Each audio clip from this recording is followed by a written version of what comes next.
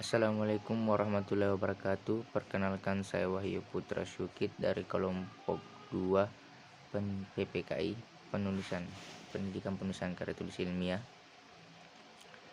Adapun yang saya hormati yaitu Bapak Usman SAG MAG selaku dosen pengampu mata kuliah PPKI.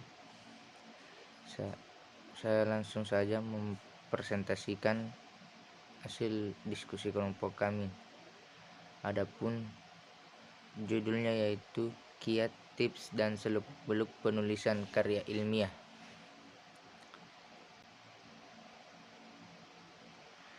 Kiat menulis karya ilmiah. Tahap persiapan atau perencanaan.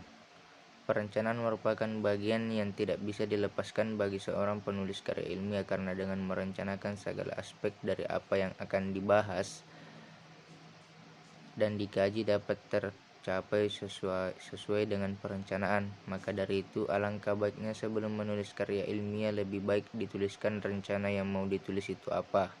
Pilih topik masalah, rumusan, tujuan, telusuri topik, identifikasi pembaca, dan tentukan cakupan atau ruang lingkup karya ilmiah.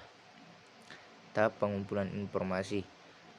1. Memanfaatkan perpustakaan. 2. Memanfaatkan internet. 3. Mengelola dan memilah bahan-bahan pustaka.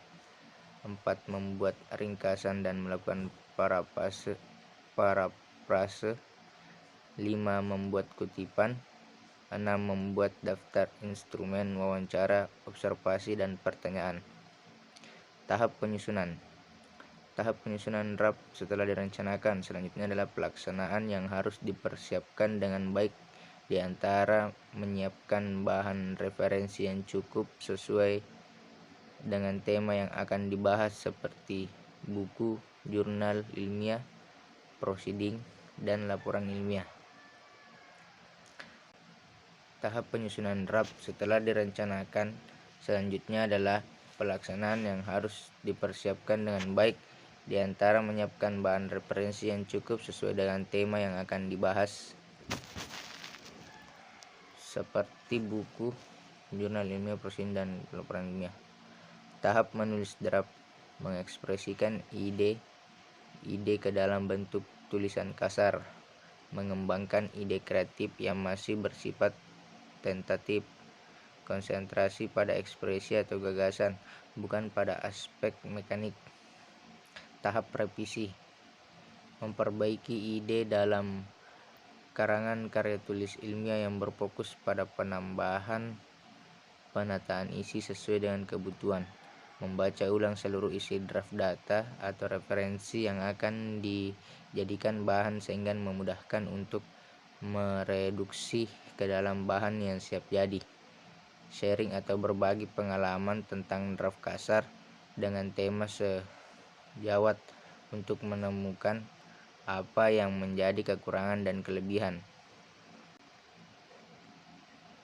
Tahap penyuntingan. Memperbaiki dan mengevaluasi perubahan-perubahan aspek mekanik karangan, huruf kapital, ejaan, struktur kalimat, tanda baca, istilah, kosakata, format karangan. Memperbaiki tulisan pada aspek kebahasaan dan meminimalisir kesalahan yang terjadi. Tahap publikasi. Tulisan yang kita buat akan berarti lebih bermanfaat jika dibaca orang lain. Sesuaikan tulisan dengan media publikasi yang akan kita tuju. Tahap evaluasi dapat mengukur kemampuan kita untuk bisa mengerjakan maupun menyelesaikan apa yang bisa kita lakukan dalam membuat karya ilmiah yang bagus, terutama bagi pemula atau yang akan memulai membuat karya ilmiah. Dengan melakukan evaluasi, maka kita berarti ingin selalu melakukan perbaikan agar apa yang kita kerjakan menjadi terukur dan maksimal. Tips dan trik. 2. Tips dan trik sitasi. Menjadi reviewer atau editor jurnal. 2. Berkolaborasi dengan peneliti institusi lain untuk publikasi bersama. 3. Berkolaborasi dengan komunitas yang memiliki konsentrasi keilmuan yang sama untuk saling mensitasi. memuat blog pribadi atau blog institusi untuk aktivitas ilmiah, melakukan sitasi sendiri dari artikel sendiri dengan catatan artikel yang akan dikutip ada keterkaitan dengan artikel yang baru dan dalam batas yang wajar, melakukan upaya persuasif agar mahasiswa atau bimbingan skripsi melakukan sitasi ke artikel ilmiah dosen. Sitasi dalam karya ilmiah bertujuan untuk memberikan penghargaan dan pengakuan atas kontribusi penulis terhadap karya ilmiah yang ditulis. Sitasi di dalam karya ilmiah akan meningkatkan kualitas dan kredibilitas penulis. 3. Seluk-beluk plagiat. Seluk-beluk plagiat. Tindakan dapat dikategorikan sebagai plagiat cukup beragam dan luas. Oleh karena itu, seorang penulis karya ilmiah harus memahami seluk-beluk plagiat, diantaranya copy paste. Tindakan ini paling populer dan sering dilakukan oleh seorang plagiator dengan cara mengambil sebagian porsi teks, clause quotes.